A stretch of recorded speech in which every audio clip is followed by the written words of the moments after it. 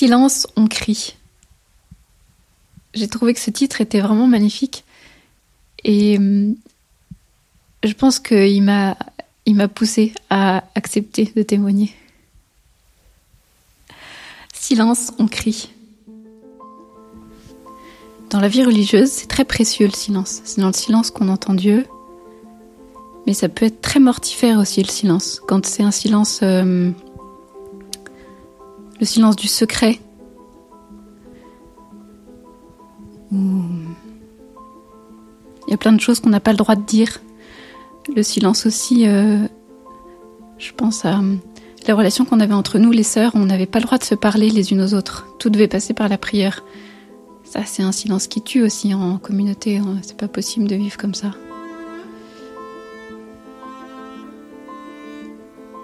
Et puis il y a le silence...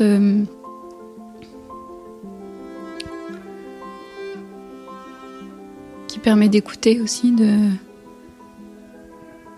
d'écouter ce qu'il y a en soi, de trouver les ressources pour s'en sortir.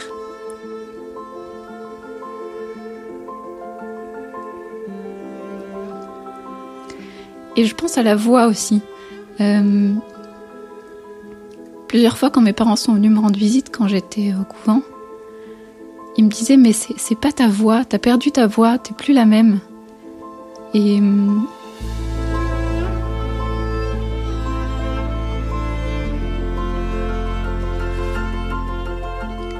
cette voix qui dit beaucoup de nous, en fait, c'est notre identité aussi. On est reconnu par notre voix.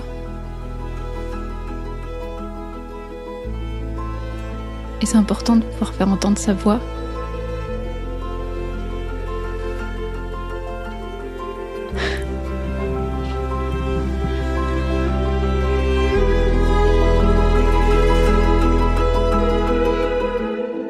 Silence. Silence. Silence. Silence. Silence. Silence. Silence, on crie.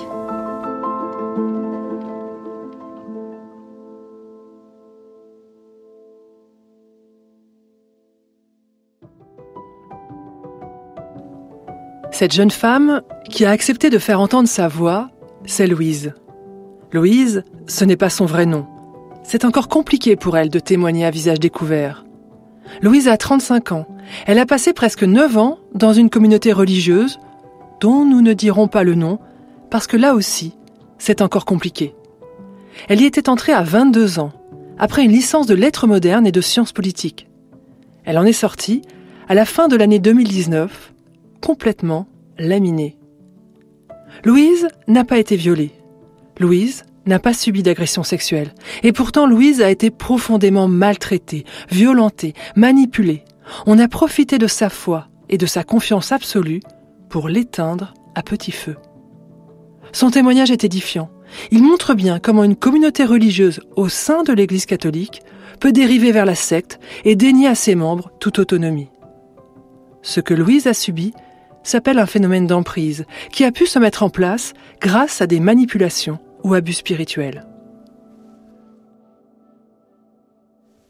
La CIAZ, la commission indépendante sur les abus sexuels dans l'Église catholique, était chargée d'enquêter sur les abus sexuels sur mineurs.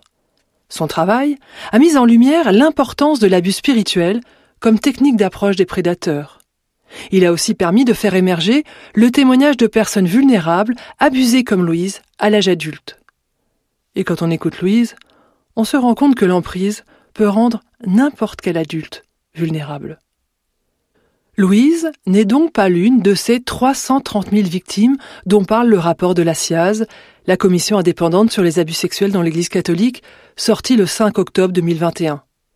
Mais écouter Louise et réfléchir avec elle à la notion d'abus spirituel permet de mieux cerner ce qui est au cœur de l'emprise.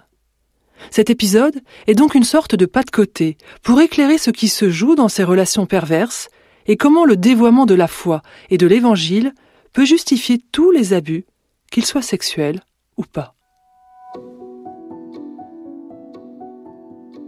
Le rapport de la CIAZ a 3 ans, et dans ce podcast, nous voudrions à sa suite comprendre comment ces crimes ont été possibles. Qu'est-ce qui fait que l'Église catholique a été un terreau aussi favorable à ces agressions, et pourquoi personne n'a rien dit ? Comme nous y invite la SIAZ, nous voudrions donner la parole aux victimes, prendre le temps de les écouter et faire d'elles le fil rouge de chaque épisode. Nous voudrions surtout réfléchir, chacun à notre place, religieux ou laïque, à comment construire l'Église de demain. Silence, on crie, le podcast pour décrypter les agressions sexuelles dans l'Église catholique.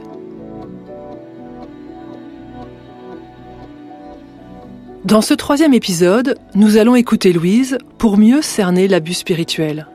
Un phénomène qui prend des visages multiples, qu'il précède ou pas une agression sexuelle. On ne prend pas possession d'un enfant, d'un jeune homme ou d'une religieuse de la même façon. Pour nous aider à réfléchir à cette notion d'abus spirituel, pour comprendre le phénomène de l'emprise au sein de l'Église catholique, nous retrouvons la religieuse Véronique Margron, la présidente de la COREF, l'organisme qui représente les congrégations religieuses en France. Nous écouterons aussi Monseigneur de Moulin-Beaufort, le président des évêques de France, et puis nous donnerons à nouveau la parole au théologien Joël Molinario, à la psychologue Lorraine Angenot et à la journaliste Sophie Lebrun. Je m'appelle Stéphanie Gallet, je suis journaliste depuis plus de 20 ans à la radio chrétienne RCF.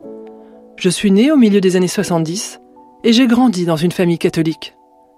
Je me souviens que quand j'étais ado, tout semblait simple. Il y avait d'un côté les religions officielles et de l'autre, les sectes. Et avant l'an 2000, elles proliféraient. Je me rappelle de leurs adeptes qu'on voyait au journal télévisé. L'ordre du Temple solaire, le Mandarum, la Scientologie. Aujourd'hui, c'est une évidence. Les dérives sectaires traversent de nombreux organismes et l'Église catholique n'y échappe pas. Pour le moment, retrouvons Louise. Je la rencontre dans l'appartement qu'on lui prête à Paris. Dehors, c'est le printemps. Elle m'ouvre, il y a un crucifix accroché au mur et elle porte un disonnier à son poignet. Nous buvons un thé et elle me raconte son histoire. Louise veut être précise. Elle s'excuse parfois de dire tout cela, ne veut causer de tort à personne. Mais quand même, c'est grave, non ? Oui, évidemment, c'est très grave. Et son témoignage me bouscule. Je portais le désir de la vie religieuse, d'une consécration totale à Dieu, dans un don radical de moi-même. Mais je ne savais pas où. Et donc j'ai rencontré plusieurs communautés religieuses. Et celle qui m'a touchée, c'est donc celle dans laquelle je suis rentrée. Une communauté que j'ai appris à connaître. J'ai appris à connaître les sœurs. Et je me suis rendu compte qu'elles étaient très humaines et avec des belles qualités, puis aussi avec des défauts. Donc je me suis dit, moi aussi qui ai des défauts, pourquoi pas moi ? La vie religieuse me semblait inaccessible. Et en fait, c'était une belle aventure avec le Seigneur. Au début, vraiment, j'ai été très très heureuse. Ma période de postulat, j'étais sur mon petit nuage. Je savais que j'étais à ma place et que j'étais avec le bon Dieu. Et ça, c'était extraordinaire. Ça s'est dégradé très progressivement. Il y a eu des signes assez rapidement. Donc moi, je suis rentrée en juillet 2011. Et en février 2012 a commencé une visite apostolique de la part de Rome. Et je sentais que c'était la panique. En même temps, on faisait tout pour nous montrer que l'Église avait tort, que l'Église ne comprenait pas notre vocation et qu'elle nous voulait du mal. Et que donc, il fallait qu'on se défende. Et particulièrement, il fallait qu'on défende la prière générale qui était attaquée. Et donc, on nous a un peu briefé ou retourné le cerveau avec une interprétation différente de l'interprétation officielle de la visite. Quand on rentre dans la vie religieuse, déjà on se dit qu'on est au service de Dieu, que les gens qui sont avec nous sont aussi au service de Dieu, et qu'évidemment on ne peut pas se vouloir du mal les uns aux autres, puisqu'on est là tous ensemble pour servir Dieu, pour servir l'Église. Donc on fait confiance à la parole qui nous est dite, et donc c'est ce discours un peu étonnant de se dire, en fait on est au service de l'Église, mais en même temps cette Église elle nous veut du mal. Donc ça c'était plutôt par rapport aux événements extérieurs qui pouvaient toucher la congrégation, mais après à l'intérieur il y avait évidemment aussi des aspects qui semblaient étranges, dont je me suis pas tout de suite méfiée ou dont je me suis pas tout de suite dit que c'était bizarre, ou parce que je me préparais aussi à faire vœu d'obéissance. Et là, je pense peut-être à des manières de faire extrêmement intrusives d'abord dans nos relations avec nos familles et nos amis. Enfin, on a vraiment coupé les liens. On nous a vraiment demandé de couper les liens avec nos familles. Alors au départ, on se dit, bah oui, dans l'Évangile, c'est dit, qui préfère son père et sa mère à cause de moi n'est pas digne de moi. Donc voilà, on se dit, il faut d'abord que je m'accroche au Seigneur et puis ma famille, elle va suivre. Mais ça a été, il y a des moments qui ont été violents et ça, c'est quelque chose qui est douloureux encore pour moi aujourd'hui d'en prendre conscience. Après, je pense aussi le rapport au corps qui était qui était assez malsain même. Je pense à une chose qui était extrêmement violente pour moi, c'était les repas. On nous forçait à manger, ce qui est très étonnant parce que souvent dans les communautés, on affame plutôt. Enfin, dans ce que j'ai entendu dans les abus des sœurs qui ont été affamées, nous c'était l'inverse, on nous a gavés. On était obligé de se resservir. Et moi qui ai un petit appétit, j'arrivais jamais à finir mon assiette et ma maîtresse de novice me faisait rester à table pendant des heures. Et c'était difficile parce que du coup j'étais privée d'office pour pouvoir finir mon assiette. En fait, tout était justifié. On me disait qu'il fallait que je prenne des forces, qu'il fallait que je prenne du poids pour pouvoir travailler. Comme on avait une hôtellerie, il fallait pouvoir faire le ménage, faire la vaisselle. Et donc pour ça, il fallait des forces. Et en fait, c'est là où ça devient difficile et douloureux, c'est que en fait, tout est justifié par la parole de Dieu ou par le service des autres, par des bons sentiments en fait. Mais le prix, c'était que je devais ne pas m'écouter, mais écouter ce qu'on me disait de faire. Donc, et pour être sûr que on prenait tout le poids qu'il fallait, tous les mois, on était pesés. On était pesés à l'envers pour pas qu'on puisse voir notre poids. Et puis une sœur marquait dans un carnet le poids qu'on avait pris. Ça paraît hallucinant en fait de se dire qu'on a accepté ça. Mais comme je l'ai dit précédemment, tout était justifié en fait. Et nous, juste ce qu'on voulait, c'était servir le bon Dieu et être des bonnes religieuses. Et donc on faisait confiance. En tout cas, moi je me disais que si on me le demandait, c'est que c'était bon pour moi. Je pense à un autre aspect qui a été difficile pendant mon noviciat, c'était aussi le contrôle des lectures. Moi, j'ai fait des études assez intellectuelles, j'aimais beaucoup, beaucoup lire. Et arrivé au couvent, on ne pouvait plus lire ce qu'on voulait. Alors, c'est compréhensible, parce qu'il faut aussi qu'on coupe avec le monde. Donc, on ne va pas se mettre à lire des romans, des choses comme ça. Mais alors, moi, j'ai réussi un peu à négocier. Donc, j'ai pu après lire d'autres auteurs, mais du Saint-Augustin, du Saint-Thomas, des choses dans la tradition de l'Église. Et puis il y a une phrase qu'on nous disait souvent, c'était que si on n'était pas d'accord, c'est qu'on faisait du mauvais esprit. Et quand on fait du mauvais esprit, on est une mauvaise religieuse. Et personne d'entre nous ne voulait être une mauvaise religieuse. Donc c'est une manipulation très, très fine, mais qui petit à petit endort la conscience. Et on se laisse persuader, en fait, que tout ce qu'on pense par nous-mêmes est un danger pour nous-mêmes. Et on a raison de s'en remettre à ceux qui ont l'expérience, et qui ont l'expérience de la vie religieuse, qui ont l'expérience de Dieu et qui savent ce qui est bon. On avait interdiction de parler de pas mal de choses, et donc ça devenait difficile d'écrire à nos familles. On n'avait plus rien à leur raconter, donc notre quotidien, on ne pouvait plus le partager. Le secret était très présent. Les autres ne pouvaient pas comprendre ce qu'on vivait, donc on ne pouvait pas leur partager. Mais des choses aussi simples que le livre qu'on était en train de lire au réfectoire ou le film qu'on avait vu pour un temps de détente, ça, on avait interdiction d'en parler.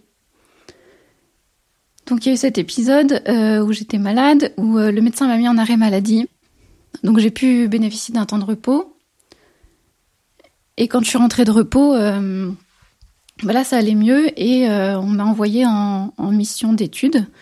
Et donc là j'ai pu bénéficier de cours en fait de théologie, d'exégèse à l'extérieur de la communauté. Et donc ce contact avec l'extérieur en fait m'a permis de prendre du recul déjà physiquement Et au fur et à mesure, j'ai conscientisé pas mal de choses que je refusais en fait de voir ou d'accepter, même si j'en souffrais.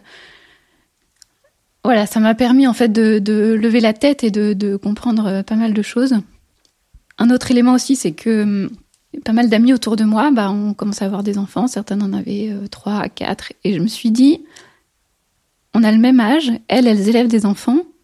Et moi, je dois demander l'autorisation à ma prieure pour prendre un Doliprane.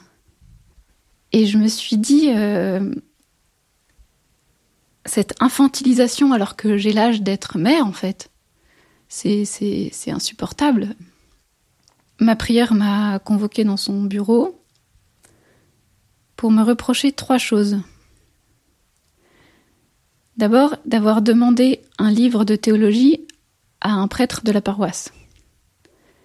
Après, d'avoir demandé à rencontrer une sœur de la communauté pour lui poser des questions sur, pareil, de la théologie, en lien avec mes cours. Et d'avoir appelé une de mes sœurs de chair pour lui souhaiter sa fête. Ces 3 choses, je les avais faites sans son autorisation. Et ça lui était insupportable. Et je me suis dit, le fait d'avoir demandé à un prêtre, ça touchait le lien qu'on avait avec l'extérieur. Le fait d'avoir demandé à parler à une sœur sans avoir demandé l'autorisation à ma prieure, ça touchait les liens qu'on avait entre nous à l'intérieur de la communauté. Et le fait d'avoir appelé ma famille sans en avoir demandé l'autorisation à ma prieure, ça touchait donc nos liens avec la famille. Et en fait, ces 3 aspects, c'est des choses qui avaient été soulevées par la visite canonique de 2012, pour lesquelles Rome avait demandé que des progrès soient faits. Et je me suis dit, en fait, ça fait 6 ans qu'on est sorti de la visite canonique, mais en fait, on est toujours au même point. Il y a une image qui m'a beaucoup parlé, c'est l'image de la grenouille qui ne savait pas qu'elle était cuite. Je ne sais pas si vous connaissez cette histoire. Et donc, pour cuire une grenouille, on ne va pas la mettre tout de suite dans l'eau très chaude, on va la mettre dans l'eau froide et on va augmenter la température de l'eau au fur et à mesure. Et la grenouille, elle est toute engourdie et elle ne peut plus sortir de l'eau quand l'eau devient chaude. Et moi, ça m'aide à comprendre ce que j'ai vécu et ça m'aide à comprendre pourquoi j'ai pas réussi, pourquoi j'ai pas pu, pourquoi j'ai pas su, ou pourquoi j'ai pas eu conscience tout de suite que ce que je vivais, c'était pas normal, parce que ma conscience était complètement engourdie, en fait. Et malgré le fait d'avoir fait des études où, j'ai fini par croire ce qu'on me disait, et j'ai laissé ma conscience complètement abdiquer. Et j'avais pas les ressources nécessaires pour en sortir. Et à côté de ça, il y avait ma vocation aussi. Il y avait mon désir d'être tout à Dieu et de lui plaire. Aujourd'hui, j'arrive à m'en sortir grâce surtout à ma famille, à mes amis qui ont été là quand je suis sortie. Un vrai soutien, un soutien affectif, un soutien matériel. Très concrètement, quand on sort, on n'a rien. Moi, j'ai la chance d'avoir 3 petites sœurs formidables qui ont fait le tri dans leurs vêtements, qui ont pu me donner de quoi m'habiller. Et il y a la fidélité de Dieu aussi, je dirais, parce que quand on sort et qu'on doit se reconstruire, c'est difficile de savoir vers où aller. Surtout quand on nous a dit que le fait de partir, on trahissait sa vocation, on trahissait Dieu, qu'on retournait dans le monde et que le monde, c'est le mauvais. Et qu'en fait, il y a plein de portes qui s'ouvrent et qu'on est accompagné par les bonnes rencontres, par les bons événements aussi qui nous aident à nous relever. Et puis, je dirais aussi qu'il y a le beau. Pour moi, ça a été très important de pouvoir relire des livres, de pouvoir aller voir des expositions, de pouvoir regarder des films, des choses qui font du bien à l'âme. Et quand je pense à ma congrégation, je sais que... mon ancienne congrégation... Elles mettent en place des choses, mais ça suffit pas, en fait. J'aimerais dire que c'est possible, mais j'y crois pas vraiment. Parce que je sais qu'il y a encore des sœurs qui sortent, et des sœurs qui sortent dans un très mauvais état, qui sont pas accompagnées comme elles le devraient être. Et je sais qu'il y a des sœurs à l'intérieur qui souffrent, qui elles non plus ne sont pas accompagnées comme elles le devraient. Et qu'il y a des actes courageux qui devraient être posés, qui ne le sont pas. Et que parfois c'est plus confortable de chercher à sauver sa réputation, plutôt que de de prendre des décisions pour changer radicalement ce qui ne va pas.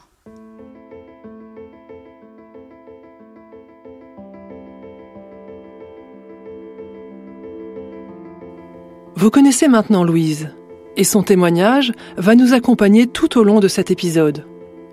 Je trouve que son analyse est particulièrement fine et pertinente pour nous aider à comprendre le phénomène de l'emprise. Je ne suis pas prête d'oublier l'image de cette malheureuse grenouille. L'abus spirituel aurait pu avoir raison de Louise. Mais au final, vous l'avez compris, c'est elle qui gagne. Mais à quel prix ? L'abus spirituel détruit. Nous allons voir qu'il peut prendre plusieurs formes, précéder un abus sexuel, enserrer dans ses filets une famille entière, dans le seul but de s'approprier une ou plusieurs petites victimes. Il est ce qui spécifie les violences et agressions sexuelles au sein de l'Église catholique. Mais cela, nous y reviendrons dans le prochain épisode. Je vous propose maintenant de retrouver Véronique Margron. Comme religieuse dominicaine et présidente de la COREF, la Conférence des religieux et religieuses de France, elle a eu à traiter de nombreux cas de dérive au sein des congrégations religieuses.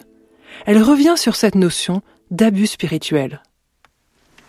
Alors déjà, un abus spirituel, c'est un abus de confiance. C'est-à-dire, faut revenir à la base, quoi. C'est-à-dire que pour pouvoir abuser et agresser, la première des choses, c'est où on exerce une coercition par le pouvoir, pas forcément une coercition physique, mais par le pouvoir, par la peur. Ce qui est le cas dans un certain nombre de situations, en particulier des enseignants vis-à-vis de jeunes enfants. Ou alors, l'abus va être d'abord un abus de confiance qui, par des membres de l'Église catholique, va se traduire par un abus spirituel. Mais c'est d'abord l'abus de confiance qui est la première effraction. Et ça, tout le monde peut bien comprendre ce que ça veut dire qu'un abus de confiance. Ce qui est extrêmement grave dans l'abus spirituel et qui le fait qualifier par nombre de victimes comme une sorte d'autre viol, d'un viol de l'âme, ce qu'on peut dire aussi d'ailleurs de l'agression sexuelle elle-même, et en particulier de l'inceste. L'abus spirituel, s'il est une forme de viol de l'âme, c'est parce qu'il touche à de l'intime. La conversation avec notre Dieu, si j'ose dire, elle fait partie du plus intime. Et c'est pour cela que l'abus spirituel, il vient toucher là. C'est-à-dire, il va venir tordre ce lieu-là de l'intime afin de susurrer à la victime que moi, religieux ou prêtre, je sais de la part de Dieu ce qui est bon pour toi.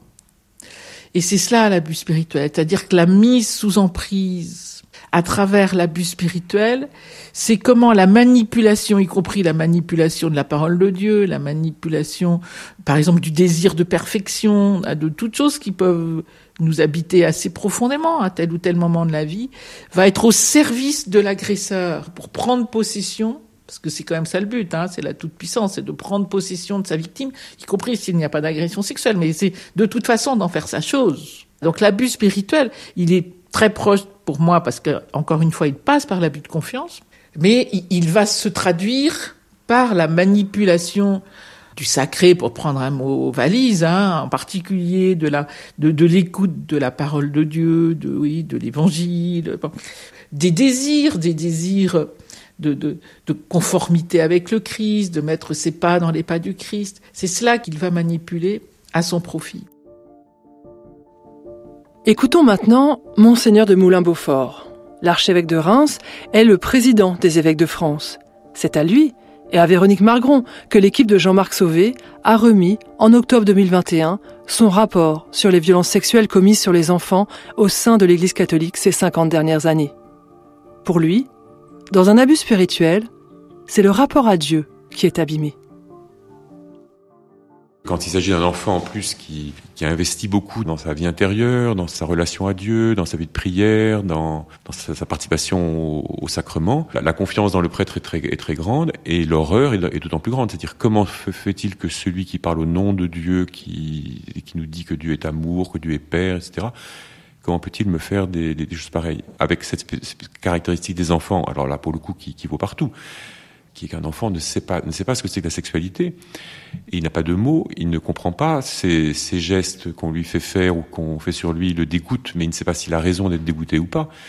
Il se demande si c'est pas ça la vie normale, surtout si la personne alors est un membre de sa famille ou bien si la personne est un prêtre très ami de la famille, en qui ses parents ont l'air d'avoir pleine confiance, et qui éventuellement lui présente d'ailleurs ses gestes. J'ai lu des témoignages tout à fait effrayants et bouleversants, où le prêtre prédateur, mais ça pourrait être un oncle ou un parent, peu importe, mais en tout cas le prêtre prédateur explique que il va l'initier à la vraie vie, lui faire découvrir quelque chose de la vie. Et l'enfant, encore une fois, est meurtri, dégoûté, horrifié, il a peur, mais il ne sait pas s'il a raison ou pas. Et alors, encore une fois, quand ceci se mêle au rapport à Dieu, c'est d'autant plus terrifiant.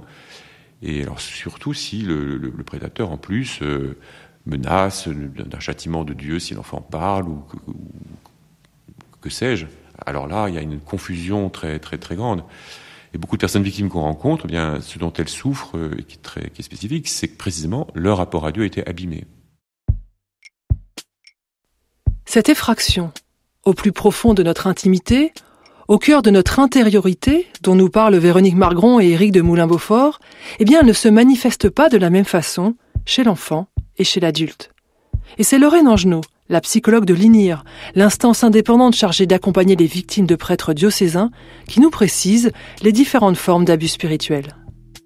L'emprise spirituelle est plutôt un facteur aggravant dans certains dossiers, mais elle n'est pas la racine des agressions sexuelles de l'enfant, à l'inverse de ce qu'on peut vraiment voir dans la cohorte de personnes victimes attaquées à l'âge adulte en fait. Chez les enfants, l'emprise spirituelle est en réalité plutôt une emprise relationnelle. C'est l'autorité du prêtre, c'est sa fréquentation intensive de la famille. C'est quand le prêtre a mis toute une famille sous sa coupe et qu'il a accès à l'enfant et au corps de l'enfant sans que personne ne se pose de questions. C'est là où certaines personnes victimes, des années plus tard, vont reconnaître à quel point leurs propres parents étaient sous emprise au point de les livrer à des prêtres qui sont des grands prédateurs. Il y a vraiment des dossiers de prédateurs en série avec des modes opératoires où le prêtre s'immisce dans la vie de famille, obtient la confiance des parents et ensuite vient se servir chez les enfants, garçons comme filles. Il y a 2 exemples qui m'ont beaucoup frappée, bien sûr de manière anonyme, plusieurs familles qui donnaient accès aux prêtres à leur chambre d'amis, à leur maison de vacances. Le prêtre avait un droit de cité, il avait sa place à table et sa chambre dans le couloir des enfants et les enfants étaient comestibles pour le prêtre par exemple. Un autre exemple qui m'a beaucoup frappée, c'est à quel point parfois le prêtre a pu mettre sous influence certains parents en étant très beau parleur, très charismatique et en s'immisçant dans la vie de la famille au point de se voir confier les enfants à répétition sans aucun contrôle des parents. Est-il normal qu'un garçon de 8 ans ou qu'une fille de 12 ans passe ses vacances seul avec un prêtre pendant 2-3 semaines l'été? Je crois qu'on ne referait plus ce genre de choses à l'heure actuelle, ou qu'en tous les cas, à minima, les parents se poseraient des questions.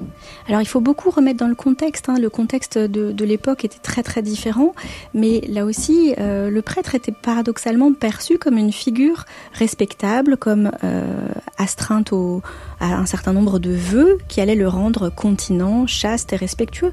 Donc paradoxalement, c'est le loup dans la bergerie. Ces parents ont confié leurs enfants à ceux qu'ils pensaient être les adultes les plus safe au monde.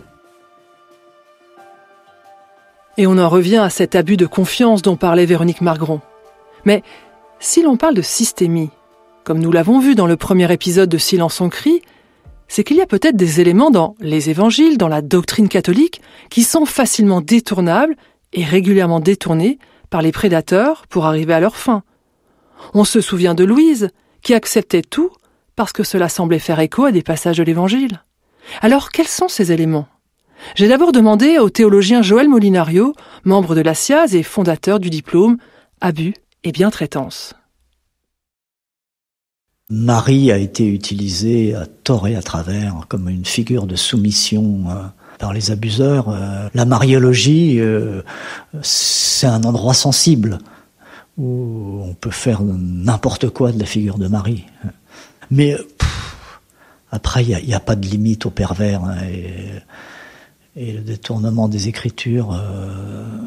Le plus terrible, c'est qui nous a frappé quand même, c'est malheur par qui le scandale arrive. Cette fameuse phrase de l'Évangile de Matthieu notamment, chapitre 18, et qu'on a entendu de la part des familles, que l'on a entendu de la part des victimes elles-mêmes, qui disaient « Ah bah oui, mais malheur par qui le scandale arrive, alors on ne va pas dénoncer ». Mais c'est effrayant comment on a réussi à faire dire l'inverse de ce que dit Jésus. Puisque dans le chapitre 18, Jésus, c'est l'épisode où il demande qu'on amène un enfant devant lui. Et le malheur, c'est celui qui agresse l'enfant. C'est là le scandale. C'est pas les gens qui vont dénoncer. C'est impressionnant comment on a fait dire l'inverse. Et tout le monde s'y est mis. Les parents, les victimes, les agresseurs, l'institution, malheur par qui le scandale arrive. Voilà, c'était l'argument pour ne pas parler. Avec un détournement de l'écriture à 180 degrés. C'est maintenant Véronique Margron qui continue d'explorer ces détournements des écritures sur lesquels peuvent être accolés les abus spirituels. Si vous n'entendez pas que la Bible est un récit, avec une multiplicité de récits, si vous n'entendez pas que la Bible est faite pour être toujours lue et interprétée, si vous n'entendez pas que la Bible, ça n'est pas un réservoir de réponses, mais que c'est un peuple croyant qui, lisant leur vie au regard de la foi, ou lisant leur foi au regard de leur vie, vous accueille. C'est la parole qui nous accueille. Alors vous pouvez extraire n'importe quelle parole et ça devient une sorte de mantra. Donc dans ce cadre-là, bien sûr qu'il y a nombre de paroles. Toutes les paroles liées à l'obéissance, par exemple, le deuxième dimanche de Carême, la première lecture, c'est le livre de la Genèse, chapitre 22, sur le sacrifice d'Isaac. Sacrifier le plus cher de soi. Mais ça, c'est un ressort de manipulation extraordinaire. Y compris d'ailleurs en oubliant qu'à la fin, l'ange arrête le bras d'Abraham. Mais pour obéir à Dieu, il faut sacrifier le meilleur de soi et il te le rendra au centuple. Vous pouvez faire à des gens n'importe quoi. Tous les propos sur la perfection. Soyez parfaits comme votre Père Céleste est parfait. Si on oublie la version de Luc, soyez miséricordieux comme votre Père miséricordieux, qui est le parallèle de Matthieu. La perfection, c'est obéir sans retenue, c'est faire tout ce qu'on va me dire, c'est tout donner, c'est ne rien garder pour moi, c'est donner y compris ma fortune si j'en ai une et ma pauvreté si je n'ai que ça. Enfin, voilà, ça va être ça, c'est être tout entier, ne rien retenir. Bon. Donc, tout ce type de vocabulaire qui a ses lettres de noblesse dans la grande tradition spirituelle parce qu'il est, encore une fois, dans des contextes, dans des récits, parce que, vous voyez, tout cela peut être manipulable, parce que ça vient chercher des ressorts très archaïques en nous. Vouloir être parfait, je pense que ça fait partie de ressorts, au moins à un certain moment de la vie. Tout cela qui va servir de lieu de manipulation. Alors, il y a des textes, mais il y a aussi des lieux, des temps ou des rites qui sont propices aux manipulations et aux dérives spirituelles. Le théologien Joël Molinario propose qu'on en fasse une cartographie, et nous y reviendrons. Mais pour le moment, écoutons-le nous parler de la confession.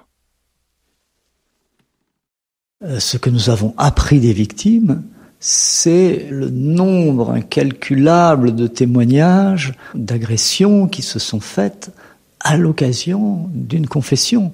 Et alors là, avec des lieux où c'était, mais alors là pas systémique, mais systématique. Combien de témoignages on a recueilli de personnes, tous les vendredis c'était à la confesse, et pendant 1, 2, 3 ans, un enfant agressé le vendredi à la confesse, c'est des choses hallucinantes. On n'avait pas du tout anticipé ça. Et donc, c'est quand les témoignages ont commencé à venir sur ce sujet-là, on a dit, mais c'est pas possible, il faut faire quelque chose. Et donc, on a travaillé sur le sujet et on s'est aperçu que finalement, ce n'est pas d'aujourd'hui qu'il y a un problème. Ce n'est pas d'aujourd'hui. Je cite dans le bouquin un manuel de confesseurs du XVIIe siècle qui, avec beaucoup de finesse psychologique, prévient que le confesseur, il doit pas être intrusif, non seulement parce que c'est pas bien pour lui, parce que en posant des questions intrusives, il risque de suggérer en lui des choses pas faciles. Et puis, il risquerait de provoquer chez l'enfant des choses que lui-même ignore. Donc, il y avait certains manuels de confesseurs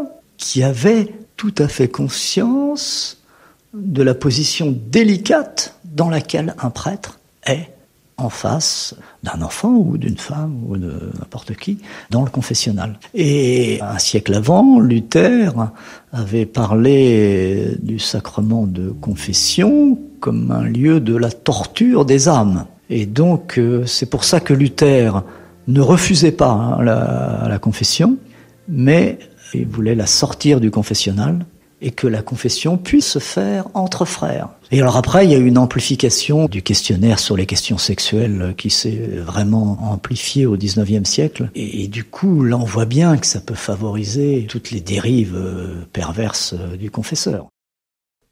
Et je repense à cette expression de Véronique Margron, le viol de l'âme. C'est donc une chose connue. La confession est un lieu à risque. Et Monseigneur de Moulin-Beaufort revient pour nous sur les mécanismes qui peuvent dénaturer la confession. C'est un lieu à risque et de fait, il s'est passé des choses effrayantes. La confession, c'est vraiment un moment où, normalement, le prêtre n'est jamais qu'un instrument au service de la rencontre d'une personne et de Dieu, et même du Christ. Et le prêtre, il est en tiers, et il ne faut pas qu'il sorte de ce rôle-là. Malheureusement, il est tentant, et pour le prêtre de s'ériger en maître, et pour le fidèle d'attendre là quelquefois un maître. D'autre part, la confession peut être le lieu aussi d'interrogation intrusive, et moi, personnellement, quand j'ai été formé au séminaire, on nous a toujours appris que le prêtre n'avait pas à poser de questions, sauf pour faire préciser une circonstance par rapport à ce qui est dit par celui qui se confesse. Mais j'ai malheureusement dû en constater que certains prêtres pouvaient poser des questions sur des sujets notamment de sexualité qui n'ont pas forcément lieu d'être, par exemple, et qui viennent troubler, par exemple, un enfant ou un adolescent. Et puis, d'autre part, normalement, le cadre physique de la confession est un cadre relativement déterminé. La prudence de l'Église avait inventé le confessionnal où on est séparé par une grille, une cloison, etc. Mais même ça n'a pas toujours suffi parce que cette relation, qui a l'air d'être un face-à-face, alors que ça devrait être encore une fois plutôt une relation entière, peut mettre quelqu'un en position de faiblesse si en l'occurrence le prêtre a décidé de l'utiliser comme ça. En fait, au cœur de l'emprise et des abus spirituels au sein de l'Église catholique, il y a la relation singulière entre un prêtre, un religieux et un fidèle. Comment faire pour qu'un accompagnement dans la foi ne vire pas à la manipulation et à la relation de pouvoir perverse? On écoute à nouveau Éric de Moulin-Beaufort. Il nous précise ce qui distingue un accompagnement spirituel sain d'une relation d'emprise. Eh bien, dans une relation d'accompagnement spirituel saine, on écoute la personne, on essaie de voir avec elle un peu ce vers quoi Dieu la conduit. Il s'agit d'aider la personne à grandir dans la liberté, de faire ses propres choix. Il y a déjà une déformation de cela lorsque le conseiller spirituel pense qu'il a à dicter à la personne ce qu'elle a à faire, ou lorsque la personne attend de son conseiller spirituel qu'elle décide pour elle. Et puis, il y a un troisième degré, je dirais, quand celui qui devrait être un conseiller spirituel se sert de cette relation pour satisfaire des pulsions sexuelles, par exemple. Alors là, pour le coup, on sort complètement du cadre. Donc il y a toute une gradation possible, mais voilà, il est très important que la direction spirituelle se fasse toujours dans des moments bien déterminés et des durées limitées, que ce soit la personne elle-même qui détermine le rythme. Il faut sans doute, et ça je pense que nous pouvons progresser, qu'il y ait davantage de travail commun de ceux qui sont pères spirituels, c'est-à-dire que il faut les réunir régulièrement pour qu'il y ait un peu d'échange, pour que les uns et les autres puissent se rendre compte de quoi il s'agit. Et puis, en fait, on s'est rendu compte avec les témoignages qu'on a reçus qu'il y a des faits, assez matériels à quoi il faut être attentif. Il faut que les portes soient vitrées. Si c'est des enfants, il ne faut pas le faire dans une pièce où on est tout seul, etc., etc. Voilà, il y a un certain nombre de précautions à prendre. Il y a des horaires aussi. Quand j'apprends que des gens vont en accompagnement spirituel à 10h du soir, si vous voulez, il y a un moment où il faut accepter que il faut aller se coucher et que c'est pas l'heure de l'accompagnement spirituel, quoi qu'il arrive. Donc là, je pense qu'il y a un peu de rigueur et il faut que nous mettions, il faut créer une culture dans laquelle tout le monde soit un peu au clair sur les conditions minimales de bon sens, je dirais. Après, on touche là toujours à la liberté de chacun, aux fragilités de chacun, à des besoins aussi qui peuvent être très différents. Donc après, c'est une affaire de tact, de délicatesse. Ça ne s'enseigne pas comme ça. Ça ne se prescrit pas par la loi. Il faut habiter cette loi de l'intérieur. Face à ces attitudes équivoques, ces situations limites propices aux abus et aux agressions de tout genre, Monseigneur de Moulin-Beaufort évoque donc la nécessité de créer une culture commune, un ensemble de règles, souvent de bon sens, pour augmenter la vigilance de chacun et en finir avec l'impunité, et nous y reviendrons dans notre 5e épisode. Je vous propose maintenant, en guise de première conclusion de ce 3e épisode de Silence on crie, de retrouver Sophie Lebrun, la journaliste de l'hebdomadaire La Vie. Elle a suivi au plus près toutes ces affaires d'abus et d'agressions sexuelles. Pour elle, la dimension spirituelle de ces agressions a des conséquences qui dépassent les victimes. C'est une trahison envers toute la communauté des fidèles. On parle de personnes qui avaient pour mission, qui étaient clercs ou laïcs, de porter la parole de Dieu, d'amener au Christ, de faire connaître Jésus, et qui ont systématiquement visé des personnes qui étaient en quête de foi. On a aujourd'hui, dans l'Église catholique, on est confronté à un problème de vocation. Alors on se dit que c'est parce qu'on parle pas assez de ci, que c'est parce qu'on parle pas assez de ça, que c'est parce qu'on n'est pas assez à la mode, ou parce qu'on n'est pas assez liturgique, ou parce qu'on n'est pas assez... C'est peut-être parce qu'en fait on a menti pendant 50 ans. C'est peut-être parce que ces prêtres et ces clercs et ces laïcs qui venaient annoncer le Christ et qui ont annoncé autre chose et qui ont imprimé autre chose dans le corps des gens et dans leur esprit. Et ça, c'est la trahison ultime. Il y a un côté où l'abus spirituel n'est pas plus fort ou plus grave que la violence sexuelle, mais c'est ce qui fait que le choc pour beaucoup de chrétiens est inouï. C'est une trahison de Dieu et de Jésus qui a été faite. C'est pas... On peut trahir la République, on peut trahir la nation. Je suis désolée, je reconnais que je suis ni pas très patriotique, ni très nationaliste. Donc, je suis, en tant que citoyenne, embêtée, je suis révoltée, mais je suis pas touchée dans mon cœur et je suis pas touchée dans mon âme. Là, face à ce qui a été vécu, je le suis. Et si c'est toute la communauté des fidèles qui est concernée par ces abus spirituels, si chacun des croyants peut être blessé par ce qui est fait à l'un d'entre eux au nom d'une foi dévoyée, c'est peut-être qu'il n'y a qu'ensemble, et seulement ensemble, que nous pourrons dépasser ces crimes et ces agressions. Une dernière fois, écoutons Louise. Si elle a réussi à sortir de cet enfer qu'était devenu son couvent, c'est parce que des hommes et des femmes n'ont pas détourné la tête et lui ont tendu la main. Quand je suis rentrée, je me disais que je fêterais mes 50 ans de profession religieuse. J'avais pas du tout ce projet d'en sortir. Mais en fait, il faut vraiment garder précieusement sa conscience pour éviter qu'elle s'endorme, quoi. D'avoir l'évangile pour critère quand c'est contraire à l'évangile, de se méfier. C'est pas ça la vraie vie religieuse. Moi, c'est les gens de l'extérieur qui m'ont aidé à réveiller ma conscience. Tout seul, en fait, on n'y arrive pas. Quand on est endormi, c'est impossible d'y arriver tout seul, en fait. Il faut de l'aide. Enfin, ça, c'est mon expérience, mais j'ai entendu d'autres sœurs qui avaient cette force intérieure, qui ont réussi à résister et à prendre les bonnes décisions pour partir. Moi, j'ai eu besoin de l'aide extérieure pour pouvoir y arriver. Et puis, je pense qu'aussi mon corps a parlé. Ce que j'arrivais pas à dire avec des mots, ce que ma tête n'arrivait pas à énoncer, c'est mon corps qui m'a dit stop, en fait, là, ça suffit. Du coup, le fait de faire une pause, de faire un état des lieux et de voir que... Eh ben là, je suis en train de m'éteindre à petit feu, peut-être qu'il faut que je prenne une décision, parce que c'est plus moi, c'est... Ça aide aussi. En fait, on a un allié avec nous, notre corps, il parle aussi. Il faut juste l'écouter, ça, parfois, c'est pas facile. Surtout dans la vie religieuse, où on nous apprend aussi à mater notre corps. voilà, je pense que j'ai eu la chance d'avoir des anges gardiens sur ma route aussi qui m'ont aidée à prendre conscience de tout ça. Aujourd'hui, ça va bien. J'avance dans mes études. Ça, c'est une grande joie pour moi. Voilà, mais j'aimerais dire que c'est plus difficile de sortir d'une communauté que d'y rentrer, mais qu'on s'en sort. Que j'ai eu la chance aussi de rencontrer des personnes qui m'ont dit qu'on s'en sortait, et aujourd'hui, je le vis. Et voilà, pour moi, c'est important aussi de pouvoir en témoigner, que la vie est plus forte et qu'on avance.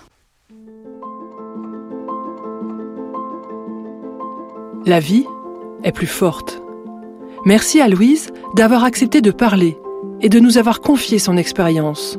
On lui souhaite de continuer à avancer sur ce chemin de résilience.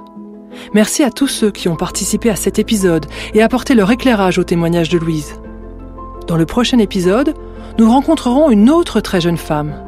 Esther nous racontera ses mois d'emprise et cette nuit de viol que lui a fait subir son professeur de philosophie qui l'accompagnait vers la confirmation. Elle avait 17 ans.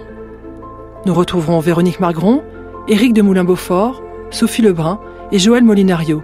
Et avec eux, nous continuerons de chercher à comprendre pourquoi l'Église catholique a été ce terreau aussi favorable à ces abus et agressions sexuelles. Vous venez d'écouter le 3e épisode de Silence on crie, un podcast original de la radio RCF. Ce podcast n'aurait jamais existé sans le collectif Agir pour notre Église, qui œuvre chaque jour depuis la sortie du rapport de la SIAZ pour que l'Église devienne une maison sûre. Amélie Gazeau est la coordinatrice éditoriale de ce podcast Silence on crie. Hubert Artigue a assuré le mixage et le design sonore. Bernie Simone a créé le visuel. Et c'est moi, Stéphanie Gallet, qui ai écrit et réalisé les épisodes.